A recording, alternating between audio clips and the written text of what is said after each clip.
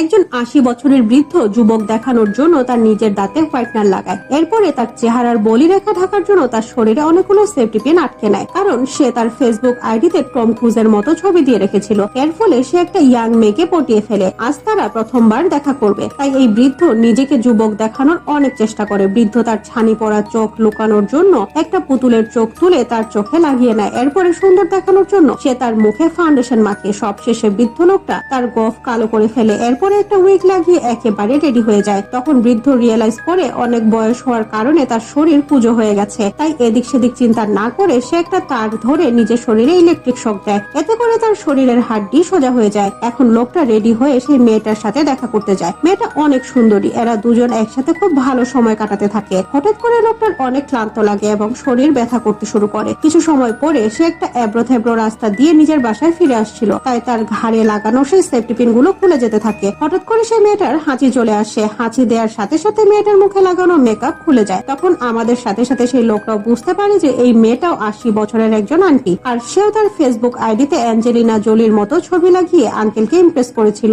যেটা দেখে আঙ্কেলের মেকআপও খুলে যায়।